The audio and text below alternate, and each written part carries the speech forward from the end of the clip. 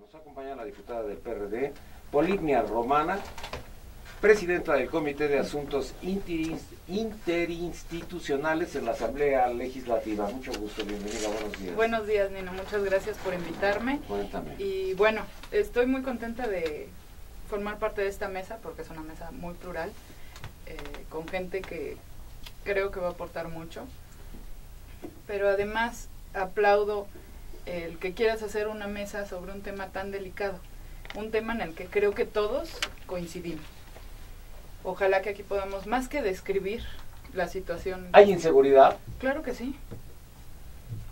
Pero más que describir, porque bueno, para describir está cualquier ciudadano que vive en esta ciudad o en la parte centro de la República, podamos proponer, podamos traer a esta mesa soluciones viables, no soluciones nada más un poco soñadoras. Mediáticas. Sí, no nada más, digamos, una propuesta soñadora que puede gustarle al auditorio, pero que en realidad no se puede llevar a cabo.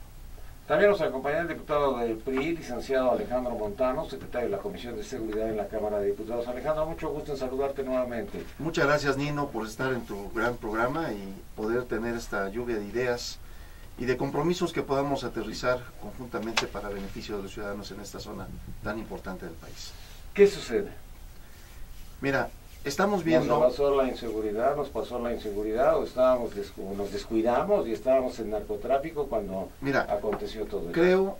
Creo que el tema de no nada más de la zona metropolitana, sino de todo el país, es consecuencia de unas políticas públicas desde el 2000, en donde hay una mala perspectiva de seguimiento en materia de seguridad pública durante 3 años. Y esto conlleva a que detiene procesos y proyectos e infraestructuras que se estaban planeando para la operación en todo el territorio nacional sobre un tema que después se convirtió en político, porque un tema que después los gobernadores no dejaban que hubiera algunas políticas, pues se transfiere de un tema político a un tema de seguridad. ¿Y qué sucedió? En el último gobierno de Acción Nacional se enfoca todas las baterías hacia un tema que es el narcotráfico, cuando la sociedad está padeciendo extorsiones, secuestros, robos y una serie de agresiones en donde todo el mundo quería combatir el narcotráfico cuando no todo el mundo tiene la capacidad para atender ese flagelo. Es un flagelo que se debe de coordinar internacionalmente y de manera también coordinada con todos los estados del país. Sin embargo, ahora en una reorganización en el tema de seguridad, se está buscando también la planeación para que la ciudadanía participe, el núcleo social, que es la fuerza del país, participe y con ello se enriquezcan una serie de acciones y tareas que puedan prevenir el tema de inseguridad y dándole una alta coyuntura al tema de derechos humanos. También nos acompaña el día de hoy el diputado del PRD, licenciado Fernando Zárate, secretario de la Comisión de Puntos Constitucionales en la Cámara de Diputados. Fernando, mucho gusto, bienvenido, buenos días. Muy buenos días, Nino, a ti y a todo el auditorio. Muy buenos días a los que nos acompañan en la mesa. Y a mí me gustaría señalar en principio que cuando hablamos de seguridad debiéramos diferenciar entre 3 términos, que los norteamericanos lo hacen muy bien. Un tema es el de seguridad nacional, otro tema es el de seguridad interior y otro tema es el de seguridad pública. Son 3 conceptos distintos y 3 niveles distintos que en México hemos tenido muchos problemas para establecer las bases. Yo nada más quisiera que me aclararas cuál es el de nacional y de interior. Es exactamente lo mismo. Ellos tienen un secretario del interior que es el equivalente de un secretario de gobernación. Entonces, yo creo que son 2, ¿no? Es uno que es la seguridad nacional y otro que es la seguridad pública. Bueno, el tema es que... del Interior es, obviamente, la Secretaría del Interior, que es la supersecretaría que ahora tiene Osorio Chong, ¿no? El tema es que la seguridad nacional tiene que ver con la estabilidad del Estado, del gobierno, de las instituciones. Y el tema de la seguridad interior, por supuesto que es garantizar la paz, fundamentalmente para los ciudadanos, para que puedan vivir y ejercer sus derechos cotidianamente. Por eso todos somos gringos, desde que leen el New York Times estamos impactados. Pero es interesante, Nino, por lo siguiente. El país también se está dividiendo en distintos sectores respecto de la paz o de la inseguridad. No es lo mismo el norte del país que la Ciudad de México, que el sur del país. Pero tampoco es lo mismo las causas que están provocando la inseguridad. Causas. Entonces, es muy importante, o sea, no es lo mismo como los militares o el uso de la fuerza legítima del Estado, que tiene un monopolio del uso de la fuerza, la están aplicando en el norte del país, como se aplica en la Ciudad de México. ¿Qué te quiero decir? No existen leyes que establezcan cómo se debe utilizar la fuerza legítima en las partes, en los estados de la República. ¿A poco en el norte nosotros o los militares o la Secretaría de Seguridad Pública tiene previamente establecido cómo va a ejercer las armas, en dónde va a hacer retenes, en dónde va a detener a las personas? No tenemos una Claro que ley. sí, ¿no? Hay un programa de inteligencia. Hay protocolos. Hay un programa, no, pero es Hay un programa de protocolos. inteligencia, aquí no es protocolo, aquí es inteligencia. Pero no existe ¿Dónde una voy a norma poner que el retén? garantice los derechos de los ciudadanos. Ujú. Es decir, no existe tampoco una norma que establezca cuáles son los derechos y las obligaciones de cualquier funcionario público de ejercer el uso de la fuerza legítima. No tenemos una ley a nivel nacional. Y tampoco tenemos la ley del artículo 29 constitucional, que es la suspensión de garantías individuales. No, eso no va a llegar, afortunadamente. Pero ya, de facto, en varias zonas del norte del país, hay una suspensión de garantías, hay toques de queda, la gente tiene que regresar a sus casas. Cuidado, yo no he escuchado toque de queda ni suspensión De garantías, facto, sí, en ningún sí, lado. sí. No, De en facto, ningún lado, en ningún lado. De facto, después de las 5 de la tarde, No, 6 de después la de las tarde, 7 de la noche te muchas recomiendan que no personas- uses carretera, pero eso no es toque de queda, cuidado. No. Toque de queda es cuando te dicen 7 de la noche nadie sale, punto, se acabó. Y eso se vivió en Centro y Sudamérica. En muchos No, Se vive en del Urbianos, norte. se vive en Además- Urbianos, se vive en Michoacán. Además, En Michoacán, ¿a poco no Hay existe un toque de 7 de la queda. noche, no. de facto? Tú puedes salir. Por favor. Tal vez no está. ¿Sabes qué? Yo creo que estás No confundiendo. declarado. Pero me voy a regresar a Estados Unidos, que es así como lo que estás comparando. Si tú llegabas a Nueva York antes, te decían a las 7 de la noche no salgas del hotel, pero no había toque de queda. No había toque de queda. Nada más te recomendaban que no salieras a las 7 de la noche. Aquí, en este país, si estás en Torreón y estás en el hotel, te recomiendan que a las 7 de la noche no utilices carreteras. Pues nadie está en toque de queda. Suspensión de No hay garantías un es toque otro boleto. No, pero no hay un toque de queda sí, claro. declarado por las autoridades. Pues no debe, entonces no hay toque de No, queda. pero- Pues ahí cuando se me pegue pero- la gana. Como ¿Quién Estados manda? Unidos. ¿Quién manda A la ver, te voy zona a poner lo que caliente? es un toque de queda. Un toque de queda es ¿Quién cuando te manda en paran en un Tierra retén. Caliente? Cuando te paran en un retén y tú tienes que sacar tus documentos, que puede ser tu ID si estás en Estados Unidos, aquí mi credencial de lector o mi pasaporte si soy extranjero. En el caso de que hubiera esa situación de suspensión de garantías o toque de queda, no lo hay. El toque de queda es muy especial. 7 de la noche nadie puede circular, más que solamente que sea una emergencia o una urgencia. Vamos a aquí en continuar. el DF te dicen también en ciertos lugares que no Esas son salgas. recomendaciones. No quiere decir que sea No, toque de queda. igual que en Nueva York. En Nueva York, ¿te acuerdas que en los tiempos de Giuliani, pues Sí. tú a las 7 de la noche decían, oiga, tenga mucho cuidado, pero no te decían no salgas. Claro. Y tú decías, no, pues ¿para qué salgo? Mejor me Claro. quedo. Y en Bueno, Houston también nos igual. acompaña el día de hoy la diputada del PAN, licenciada Elizabeth Yáñez Robles, integrante de la Comisión de Seguridad Pública en la Cámara de Diputados. Elizabeth, mucho gusto, bienvenida. Buenos días, muy buenos días, Nino. Muchas gracias por invitarme Que al todo programa. empezó hace 12 años, dicen. Sí, tal parece que en el gobierno del PAN traíamos una maleta que se llamaba inseguridad, ¿no? Yo nada más voy a retomar unos datos que creo que es importante para ubicarnos bien en qué fue lo que encontró el presidente Calderón a la hora de que entró al gobierno. En la época del 2006 había 6.500 elementos de la Policía Federal, nada más. Ya en los últimos 4 años de Zedillo era muy grave el problema de los delitos de robo con violencia, extorsión, secuestro y homicidio, y representaban cifras alarmantes.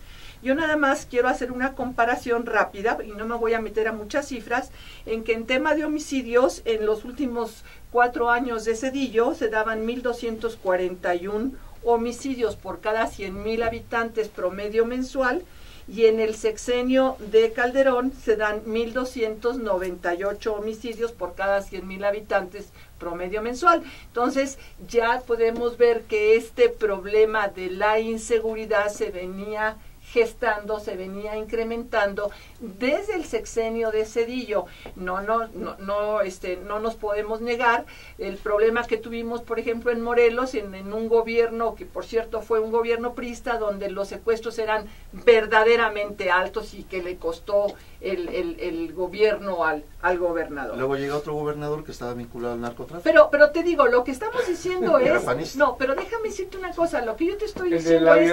No lo traíamos, ¿no? Pero no lo traíamos en la maleta. Es un problema que estaba en el país, que no se atendió y que se venía fortaleciendo. Ahora, ¿qué es lo que estamos pasando? Llega el presidente Calderón y se encuentra con que hay municipios en Michoacán en que tienen que dejarte pasar el narcotráfico, si no, no entras al municipio. Esa era una realidad en México. No la traía el presidente Calderón en la maleta. ¿Alguien realmente piensa que a la hora que se da esta división de carteles que se ha estado dando en todos estos años, se iban a conformar con los pedacitos que les quedaban o iban a empezar a buscar nuevas áreas de adquisición de mayores recursos y de fuerza? Entonces empieza a haber división de los carteles, empieza a haber trata de personas, empieza a haber problemas en cuestiones de secuestro de migrantes, explotación sexual de menores. Ya en el sexenio del presidente Zedillo hay un promedio del fuero común, de delitos del fuero común en promedio mensual de 116,756 y de homicidios 1,035, y ya hay una descoordinación impresionante a nivel nacional, en donde ni siquiera los radios no se podían comunicar, el federal con los estatales ni los estatales con los municipales.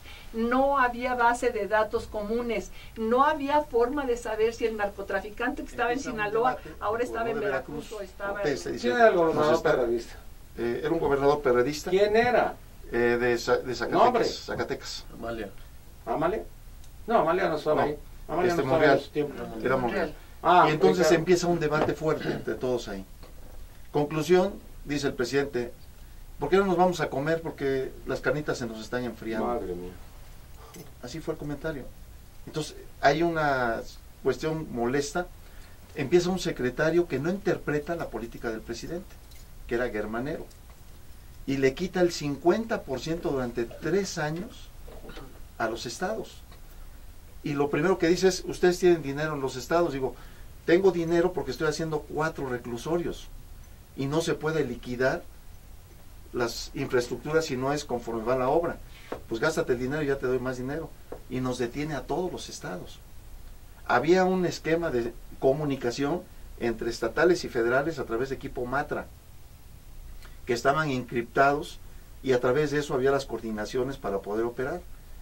Y le quitó el chip y le dijo que todo el mundo se podía comunicar, y es cuando empiezan a haber interferencias desde los municipios y empieza a haber interacción entre todas, muchas gentes ajenas al esquema de seguridad. A ver, una pregunta. Yo nunca había escuchado lo de Zedillo y lo de Fox, pero en esas diferencias de número de muertos o de Calderón o de Fox, o ¿dijiste de Fox o de Calderón? Sí, no, tengo los datos de los tres. O sea, bueno, pero ahorita que hiciste la referencia. Es Zedillo con Calderón. Yo con Zedillo no sentí baño de sangre. A ver, hay un tema que es importante. No es lo mismo la estadística a lo que ha vivido la sociedad. Yo creo que en diferentes épocas, después. En diferentes épocas, el Estado nunca había llegado a tener que ocultar información de lo que estaba pasando en el país, que es lo que está sucediendo ahorita, y se reserva en materia de seguridad. Pero en ciencia cierta, saber cuántos muertos hubo en los últimos años, no se tiene concretamente. Y lo más grave, Nino, que la mayoría, más del 15%, son menores de 12 años. ¿Por qué? Porque hubo intercambio, que porque estaban en un lugar equivocado, o simplemente pasaban los retenes las madres que llegaban con los niños y les disparaban. Están documentados y las instancias han tenido que pagar. Hay casos terribles. Lo que yo creo es que debemos no vamos a acabar nunca si nos seguimos echando la bolita de lo que los muertos que tuvo el PAN, los muertos que va a tener el PRI, los muertos que tuvo o sea, en la seguridad coincidimos todos. O más bien en la inseguridad coincidimos todos. Y creo que en el diagnóstico también coincidimos todos. Claro.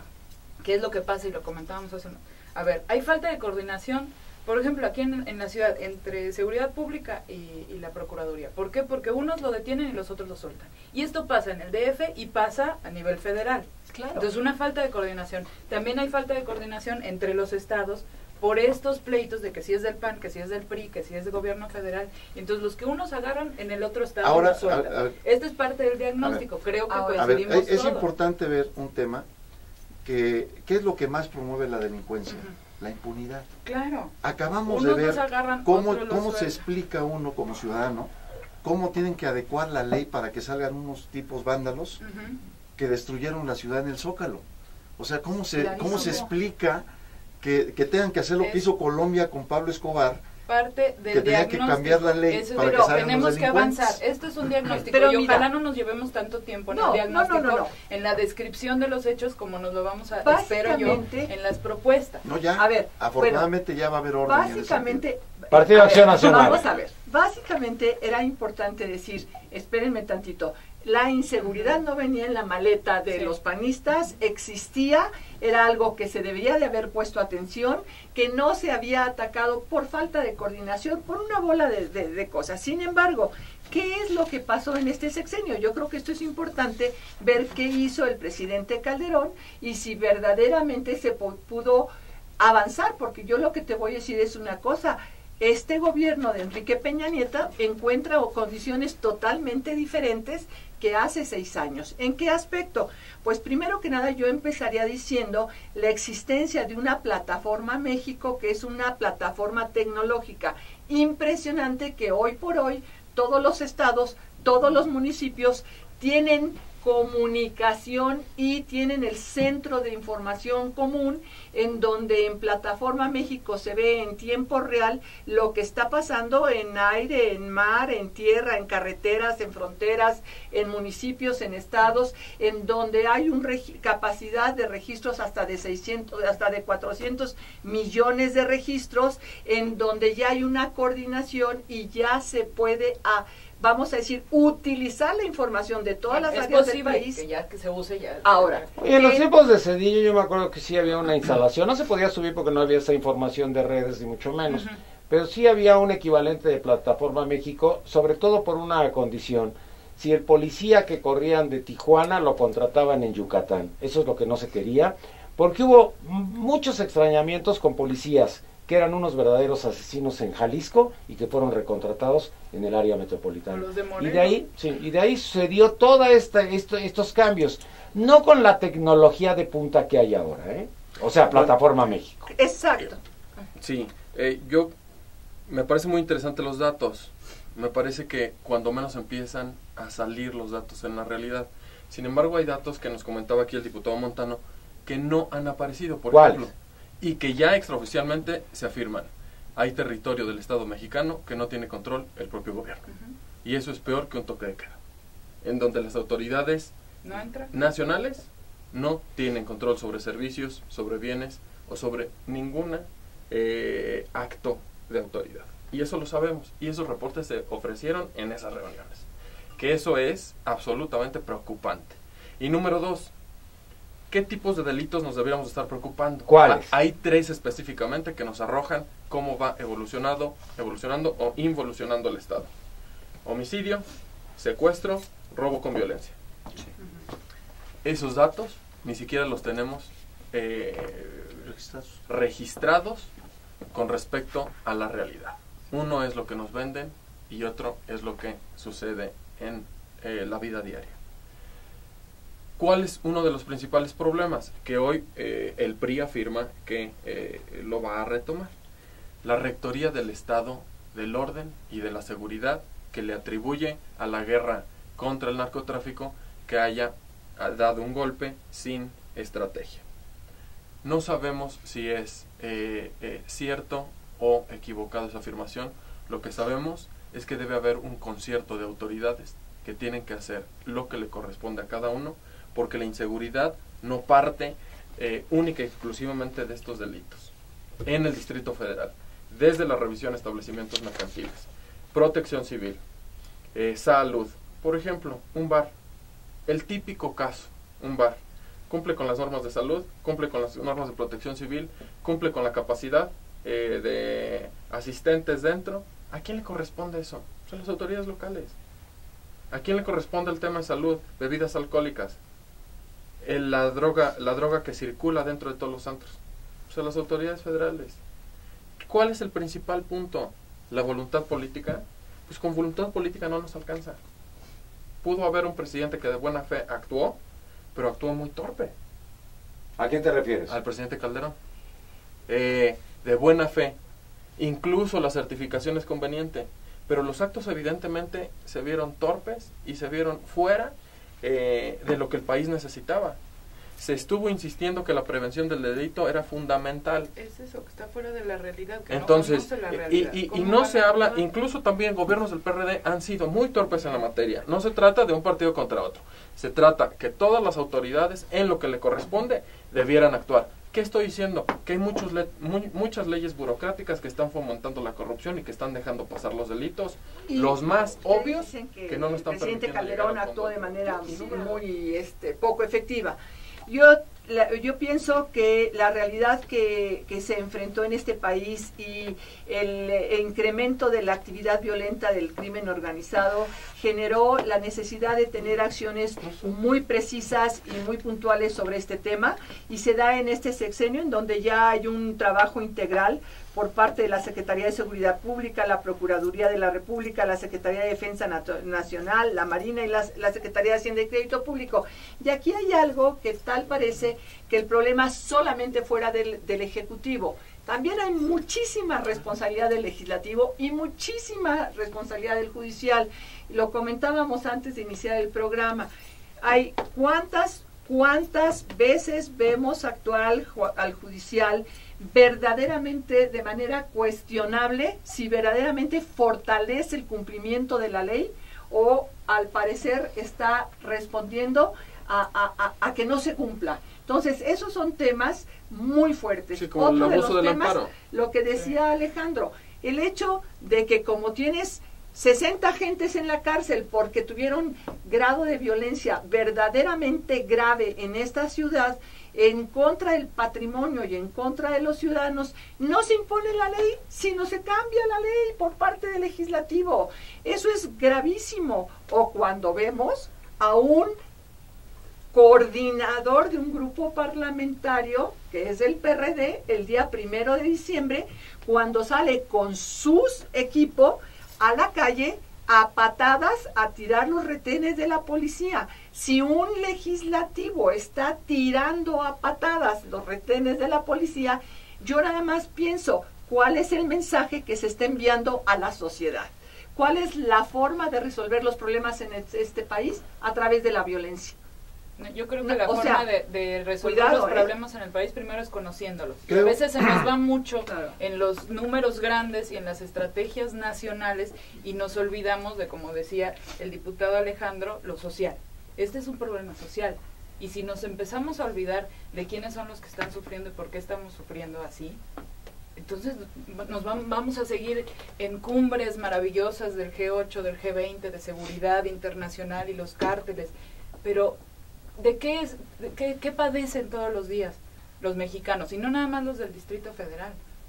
¿Y por qué lo padecen? ¿Por qué hubo de pronto este boom de inseguridad, de cárteles, de droga, de adicciones? Porque no hay un crecimiento económico, porque no hay empleo, porque no hay coordinación, como lo decíamos, pero además no hay una política de prevención del delito, porque ir a agarrar a un rufián no es prevención del delito. Eso no es prevención. Ir a hacer un foro para decir que si se vende alcohol, que si tantos años de cárcel, eso no es prevención del delito. Prevención del delito es primero evitar que los niños estén no nada más en contacto con la droga, sino que no la quieran consumir. Y eso solo se hace con una política integral, desde arriba y hasta abajo. No importa que haya droga al lado de una escuela, si el niño tiene actividades, si el niño está bien, si su familia tiene trabajo, si tiene salud, no va a alcanzar la droga, pero en eso nadie se fija. No reparamos en saber por qué estos vándalos, que ahora tienen 20 años, alguna vez fueron niños de 12 años, que nadie les puso atención. Y entonces ahora está pasando que son sicarios en vez de estudiantes de secundario o de preparatoria. Ese es el fondo de la inseguridad en México, no los macronúmeros o los foros y las fronteras. Si no lo vemos como un problema social, no vamos a avanzar. Y si no lo vemos como un problema de todos y no de un color, tampoco vamos a avanzar. De todos. Quisiera hacer una reflexión, que también sería injusto decir que lo que se manejó, se invirtió en el tema en el sexenio pasado de Calderón, no es bueno.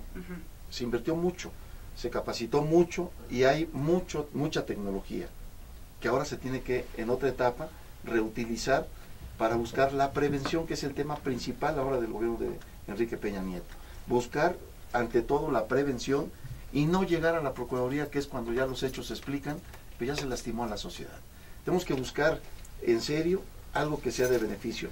Yo sí quiero dejar constancia, mi querido Nino, que en el Congreso tenemos, aunque debatimos, tenemos un concepto de compromiso importante de cumplirle a la sociedad y de bajar esa percepción tan terrible que tienen los diputados, de que son corruptos, flojos, tranzas. Igual o peor que los policías. No, peor. Tenemos ese concepto. O sea, bueno, ya, pero es muy ¿no? fácil tachar, es muy fácil señalar. Entonces, ahora, están bien rankeados. Pero digo, entender que, en qué lugar estamos. Y créeme que en las pláticas que hemos tenido al interior de las comisiones, en ese sentido, hemos sido realistas, pero todos enfocados a tener ese gran compromiso con la ciudadanía que ya está exigiendo resultados. En campaña, que estuvimos tocando puertas, vimos el reclamo y vimos ya la desesperación de la sociedad, de que ya quiere saber algo. Yo quiero dejar, por ejemplo, en el caso de Veracruz. Veracruz tenemos un concepto a partir del gobernador Javier Duarte, en donde hay dos academias, la estatal y la regional, en donde se está buscando el perfil de la nueva policía que tenga cierto nivel de estudio, preparatoria, que empiece a tener una vinculación más clara con la sociedad y que tenga los principios básicos legales para poder actuar. ¿Qué es lo que nos falta siempre en la policía? Que la gente no está capacitada cuando va a poner a disposición del Ministerio Público a un sujeto. Tenemos que prepararlos, tenemos que adecuarlos a que esa policía esté del nivel de que la sociedad se gane el respeto de la sociedad y que la sociedad sienta la confianza con ellos. Estamos viendo aquí en el Distrito Federal acciones que han funcionado muy bien, como el alcoholímetro, que eso es un tema que sí hay que resaltar, en donde ha evitado accidentes, en donde ha sido bueno, y en otros estados se está replicando también el tema del alcoholímetro. Estamos viendo que en el DF se implementaron acciones con cámaras que inhibe el ejercicio de la agresión al ciudadano y que ha permitido registrar también a los delincuentes que después han sido detenidos. Hay políticas públicas que se están llevando a cabo. ¿Qué es lo que tenemos que hacer? Que en verdad la autoridad aplique la ley. Está reformando y está haciendo cosas cuando ya existen, cuando ya están. Ahora tenemos que buscar, como lo platicaba mi diputada y me lo comentó, necesitamos acciones casi para aplicarle a las autoridades para que apliquen la ley, porque nos está faltando el ejercicio de que la gente entienda que cuando está en un puesto es para, no para inventar, sino para hacer lo que conlleva el puesto de acuerdo a su reglamento. Y el reglamento es muy claro, ya existe. Sí. Entonces es aplicar simplemente. Oye, Alejandro, yo retomando esto que tú estás diciendo y que creo que es importante, yo les mencionaba en mi primera intervención que México no es igual que hace 6 años o que hace 12. Y en el aspecto de esta infraestructura que está dejando el gobierno del presidente Calderón. Y te voy a decir, porque se habla de una reforma en el Pacto por México, de una reforma de sistemas penitenciarios.